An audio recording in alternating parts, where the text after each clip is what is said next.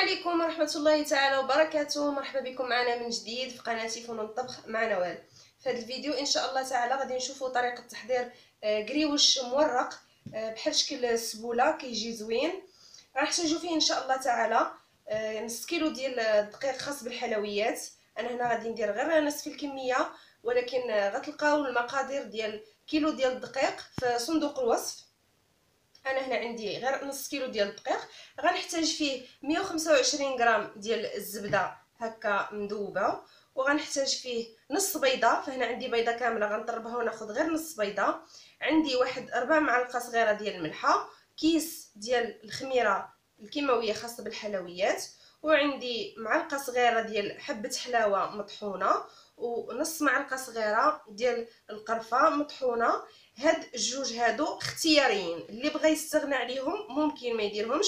انا كيعجبني انني ندير هاد الكريوش يجيني منسم، يعني ماشي غير بالزبده والدقيق والبيض، وانما كنضيف ليهم هاد الجوج باش كيجيوني منسمين. اللي بغى يستغنى عليهم يقدر يزولهم. وغنحتاج المايزينا للتوراق، وبطبيعه الحال باش نعجنوا العجينه غنحتاجوا المزهر. ندوزو لطريقه التحضير على بركه الله. بسم الله، نبداو على بركه الله. اول حاجه انا عندي هنايا كي قلت لكم نص كيلو ديال الدقيق، غادي نضيف ليه الملحه، وغادي نضيف ليه الخميره، غنضيف ليه القرفه، حبه حلاوه، غنضيف هاد الزبده، وغاديه نبسبس هادشي مزيان حتى يندمج لينا هذاك الدقيق هو والزبده. فهنا كيف كتشوفوا من بعد ما دخلت الزبده مزيان مع الدقيق وحصلت على خليط هكا مرمل، غادي نجيب البيضه وغادي نطربها وناخذ النصف ديالها، حيت كيف قلت لكم البيضه كامله كنديروها في الكيلو ديال الدقيق.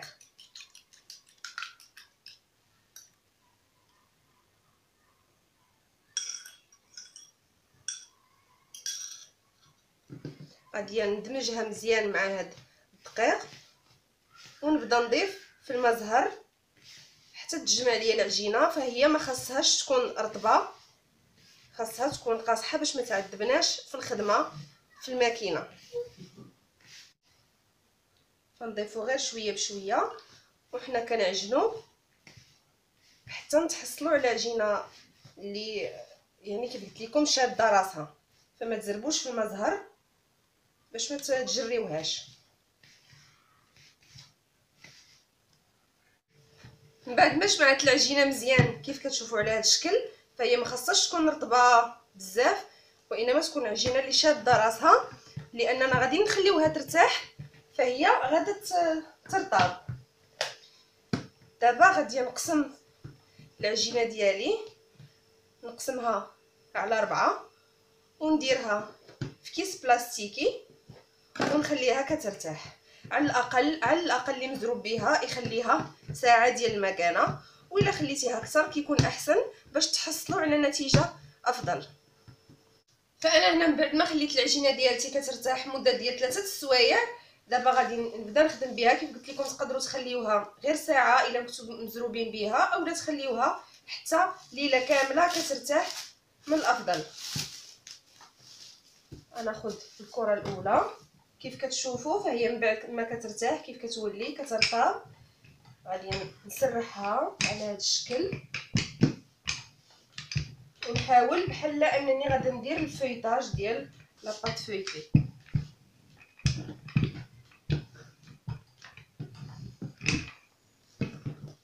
نرش مايزينا. فهاد التوراق ديال المايزينا هو اللي كيخليها كتجي خفيفه ومورقه ومقرمشه. عاود ندهن ثاني مازال هاد الشكل.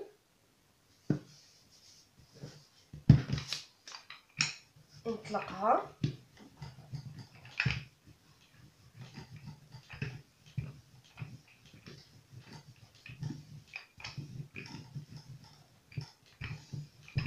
بهذا الشكل.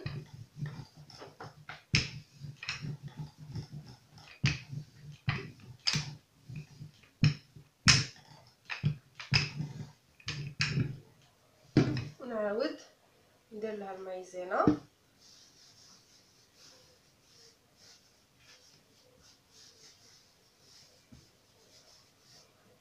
وندير بهذا الشكل على 3 ونخليها على جنب. غنكمل كاع الكميه ديال العجينه اللي عندي بنفس الطريقه ونتلاقاو من بعد. فمن بعد ما كملت الفيوطاج ديال كاع الكميه اللي كانت عندي تحصلت عليهم بحال هكا. دابا غناخذ السلوفان فاش كديراهم وغادي نحاول انني نحط الكميات اللي ما غاديش نخدم بهم دابا ونخلي غير اللي غنخدم بها باش نحافظ عليها ما تنشفش ليا بهذا الشكل. نخليها جانبا. فهنايا من بعد ما ورقت كاع العجينه اللي عندي خديت هذه غادي نقسمها بحال هكا في النص. غادي ناخذ هذه غادي نطلقها هكا واحد شويه باش نساعد الماشين شويه. غادي نجيب الوراقه غنديرها في الرقم، يعني نبدا من الغليظه وانا غاده حتى نوصل للرقم 3. ولكن دابا غنعاود بحال هكا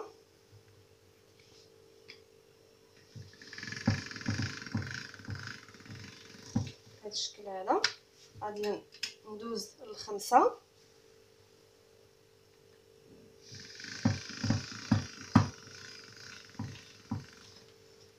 ومن 5 ل3.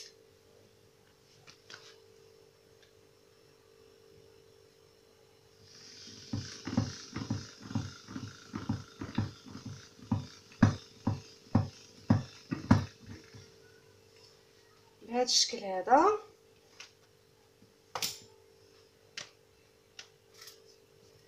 غادي نجيب انايا هنا واحد الكاباري. صايبت هذا الكاباري فيه 16 سنتيم على 10 سنتيم، غير بابي كارطون وغلفتو بحال هكا بالبابي الومنيوم. وغادي نجيب الجراره. غادي نبدا من هنا من الجنب باش تشوفوا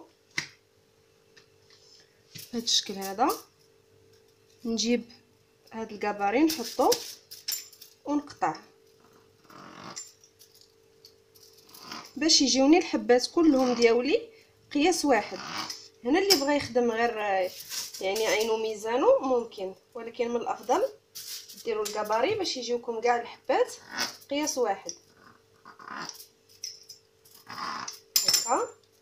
انا غنكتفي غير بهاد الجوج باش نوريكم. وغنجي وغادي ندير 10 ديال الفتحات بحال هكا، 10 ديال الخطوط يكونوا بعاد على بعضهم بسنتيم. ونخلي هنا سنتيم وهنا سنتيم. 1 2 3 4 5 6 7 8 9 10. 1 2 3 4 5 6 7 8 9 10. حيد هاد الزائد. غادي نهزها ونفضها بحال هكا باش نحل كاع هاد الفتحات اللي درت بهذا الشكل هذا باش تفتح. ونجي نتنيها على 2 بهذا الشكل. نعاود نتنيها على 4 بهذا الشكل وندير في النص بحال هكا ونخشيها بحال هكا وندور بحال هكا. نجي هنا للطراف ونقطعهم بحال هكا بشكل مايل هكا. كنتحصلوا عليها كما هكا. خليوها على جنب. نعاود معكم الاخرى كيف قلت لكم. نحاول انني نحل مزيان هذوك الفتحات اللي درت باش ما تبقاش لاصقه في بعضها ملي نجيو نقليوها وتجينا معجنه. حنا غرضنا انها تفتح بهذا الشكل هذا. دابا غنتنيها بحال هكا على 2 كيف كتشوفوا بحال هكا على 2. نعاود نتنيها على 4 ونجي للنص نتني بحال هكا ونخرجها، نحطها هنا، نحيد هاد الجناب بحال هكا ونتحصلوا عليها كيما هكا بهذا الشكل هذا. نخليوها على جنب حتى نكملوا كاع الكميه اللي عندنا ونبداو القليان. فالان غادي نبدا القليان. كيف كتشوفوا انا دايره حمام يعني غزير ديال الزيت ودرتو كيسخن مزيان حتى سخن مزيان، ونقصت النار درتها مهيله. دابا غادي نبدا تنقلي. كيف كتشوفوا غادي نحطها يعني وحده بوحده، خاص النار تكون مهيله باش تنفخ لينا ونساعدوها بهذا الشكل هذا. خاص ضروري يكون حمام غزير والنار تكون مهيله باش انها تنفخ بهذا الشكل هذا. كيف كتشوفوا الا كانت النار يعني قويه راه ما كتنفخش دغيا، كتصدم وكتقصاح ما كتنفخش. بهذا الشكل هذا تكون النار مهيله ويكون الزيت سخن مزيان في الاول. كنديروا لها بحال هكا مزيان باش نساعدوها انها تحل.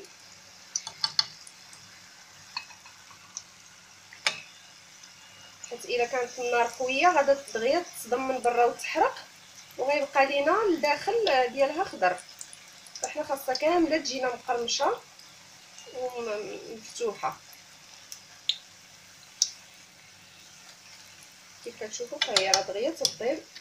خاصنا النار تكون مهيله فما نحرقوهاش، يعني غير ملي نشوفوها دهبات صافي نحيدوها.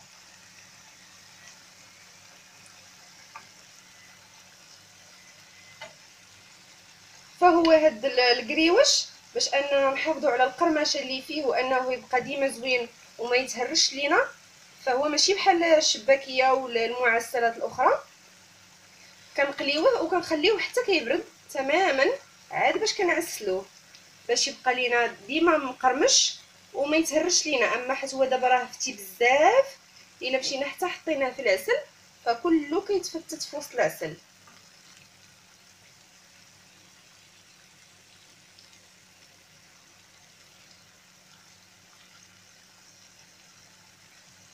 فهذه صافي ها هي تحمرات غادي نحيدها.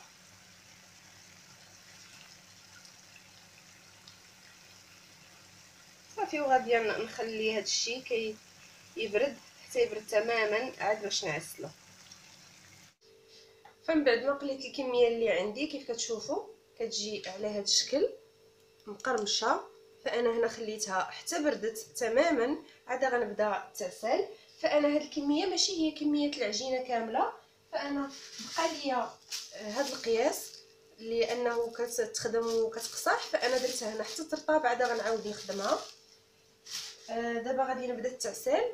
العسل هنايا كيف كتعرفوا العسل ثقيل ها هو كيف كتشوفوا، فما غنسخنو ما والو، غنخليه بحال هكا ثقيل باش هذا الكريوش يبقى شاد ليا العسل. ندير بحال هكا فما نكترش، نعسل بحال هكا 2 حبات اولا 3 الحبات ماكسيموم صافي ونديرهم يتصفاو. فكيف قلت لكم ضروري المرحله ديال انكم تخليوه حتى يبرد، لانه الا مشيتو حتى حطيتوه مباشره وهو سخون من المقله هنا في العسل فكونوا متاكدين على انه غادي يتهرس لكم. كيف كتشوفوا بحال هكا نسقطرو مزيان ونديرو في الصفاي يتصفى وعاد نرش عليه زنجلان. وهذا هو الشكل النهائي من بعد ما عسلتها وخليته كيقطر شويه وستفتها رشيت عليها زنجلان. كيف كتشوفوا كيجي رائع بزاف، خفيف مقرمش. يعني تقدروا تحتفظوا عليه بحال هكا بالعسل. ديروه في علب وخليوه في الثلاجه كاي حاجه فيها العسل، سواء شباكيه او لا بريوات او لا اي حاجه فيها العسل ضروري تخليوها في الثلاجه باش تبقى شاده العسل ديالها مزيان وتبقى فيها ديك التعليكه. وإلا بغيتو تحتفظوا عليه بلا ما ديروه في العسل، يعني كيف تقليوه وتخليوه كيبرد، ديروه في علب محكمه الاغلاق اولا شي سطيل ولا شي حاجه وخليوه غير على برا واخا ما تدخلوش للثلاجه، وحتى عند وقت التقديم وتترشوه بالعسل اولا تديروه في العسل كيف درناه حنايا دابا. ففعلا كيجي زوين ومقرمش ساهل وخفيف واقتصادي. جربوا اكيد غينال الاعجاب ديالكم. الى عجبكم الفيديو ضغطوا على جيم، بارطاجيو مع الاصدقاء والعائله، تابوناو في لاشين ديالي باش يبقى ديما يوصلكم الجديد. والسلام عليكم ورحمه الله تعالى وبركاته.